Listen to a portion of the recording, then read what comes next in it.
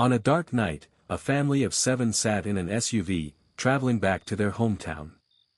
At around 1:30 a.m., the atmosphere inside the car was quiet, with only the steady hum of the engine breaking the silence.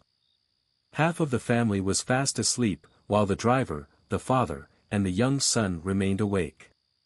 As they passed through a deserted area, the car's headlights illuminated the empty road ahead.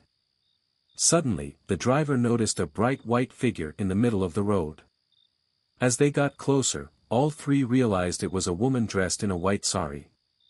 The driver and the father had heard many stories about this road, tales of a wandering spirit of a woman searching for something. The father, with a firm but anxious tone, instructed the driver not to slow down under any circumstances, no matter what happened. As the SUV approached and passed the woman, all three felt a chilling sensation running down their spines. Looking back, they saw her still standing there, as if time had stopped. Fear gripped them. The driver broke out in a cold sweat, trembling. The father asked the driver about the story they had heard before regarding this spirit. The driver began to recount. There was once a family of 3 living in a nearby village. The village was highly conservative and followed a strange custom: if a husband died, his wife had to immolate herself on his funeral pyre to prove her loyalty. This woman was young and deeply loved her child. When her husband passed away, she faced a horrible choice: either die with her husband or live to care for her son. The villagers, enraged by her decision to flee, caught her as she tried to escape with her child. They burned her alive in the middle of the road in front of onlookers. The child was thrown into the house of the men who killed his mother, and that house was set on fire as well. Since then, locals have passed down stories claiming that the spirit of that woman still roams this road, searching for the child she couldn't save. When the story ended, the 3 of them sat in silence, their minds swirling with unease. The night seemed heavier than ever, and the fear of the ghost's presence weighed down on them, gripping their hearts tightly. They continued driving, but no one dared to speak another word. Only the sound of the engine echoed through the still night, accompanied by the anxious thoughts that haunted each family member.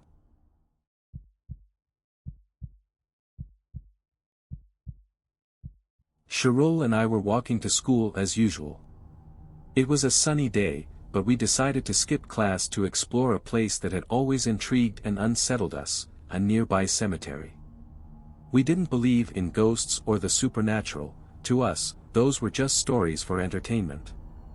When we arrived at the cemetery, we felt lucky that no one was there to stop us. Entering the grounds, we noticed that the pathway was narrow, flanked by old, weathered graves. Cheryl looked around and said, "Walking like this isn't fun.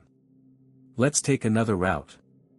I agreed with him, not realizing that this was when things would start to turn strange. We laughed and jumped around on the graves, but as we ventured deeper into the cemetery, the temperature suddenly dropped. A chilling wind swept through, sending shivers down our spines. The summer heat inexplicably gave way to a cold that felt like winter. An uneasy feeling began to grow inside both of us. Deciding to turn back, we headed toward the exit, feeling increasingly nervous. Under the dim streetlights illuminating the cemetery, we noticed something alarming: our shadows weren't behaving as they should. Both of our shadows extended toward the light source instead of away from it. A wave of fear washed over us, making our legs tremble. When we reached the exit, the caretaker was standing there with a stern expression. He asked why we were rushing out in such a panic. We recounted everything to him, from skipping school to the eerie coldness we experienced inside the cemetery. The caretaker pointed toward the deeper part of the cemetery and said, "You just disturbed a jinn during the night." A jinn, a spirit from Arabic folklore, was something no one dared to encounter after dark. His words made my heart race like never before. From that moment on, my beliefs about the spirit world were forever changed. Skepticism was replaced by a genuine fear of the unknown. Things we once thought were just childish games in our minds.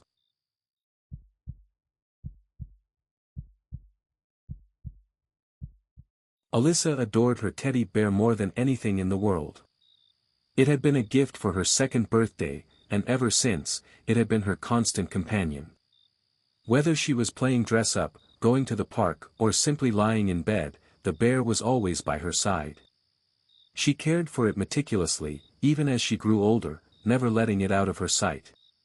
By the time she was in middle school, her attachment to the bear was unwavering, a comfort from her childhood that she refused to let go of.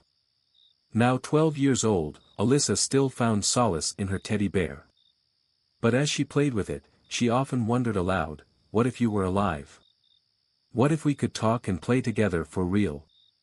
It was a childlike fantasy she mused about often, never realizing that some wishes should remain unfulfilled. One evening, Alyssa sat at her desk, working on her homework. Her teddy bear, as always, sat perched at the edge of the table.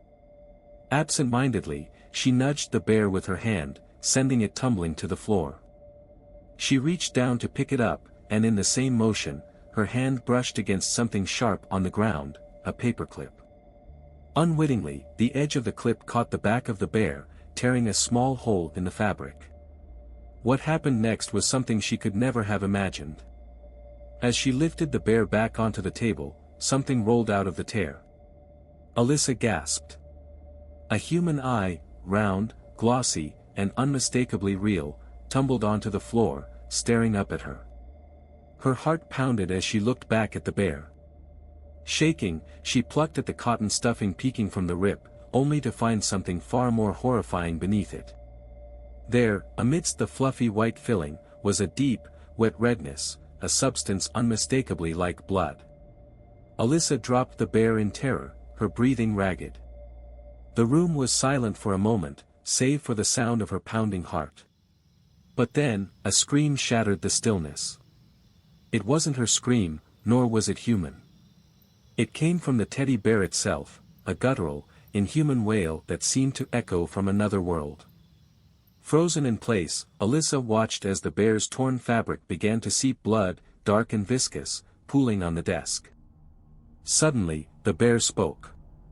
"Hello, Alyssa," it said in a voice that was cheerful, yet chilling.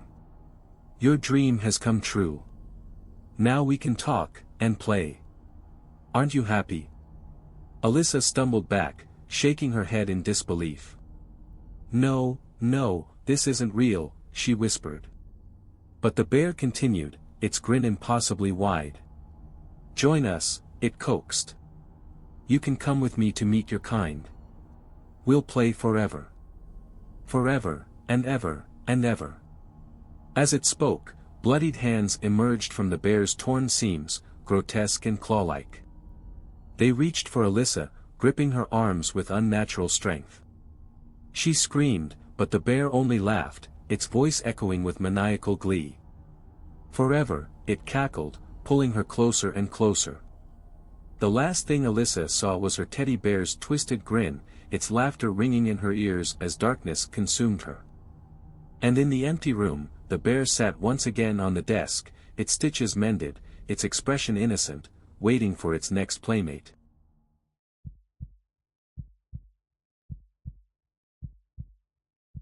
Sanaa was a young woman full of energy and dreams, having just graduated from university. She lived in a dormitory with Alicia, a girl with a radiant appearance but a deeply rooted sadness. Alicia had recently gone through a painful breakup and was dealing with severe family issues, causing her mood to deteriorate further. As days passed, Sanaa grew increasingly worried about Alicia's noticeable changes.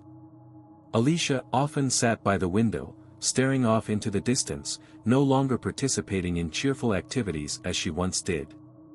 One day, during a stressful class exam, Alicia suddenly stood up, tore her exam paper, and ran out of the classroom in tears. Sanaa felt anxious and tried to check on her friend, but Alicia only responded with silence.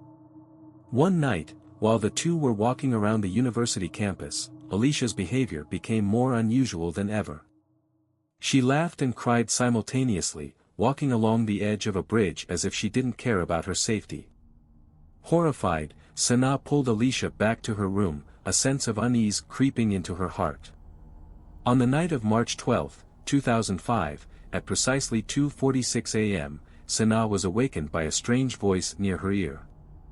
When she opened her eyes, the sight before her made her heart stop. Alicia had hanged herself from the ceiling fan, her eyes wide open, wearing a pristine white dress.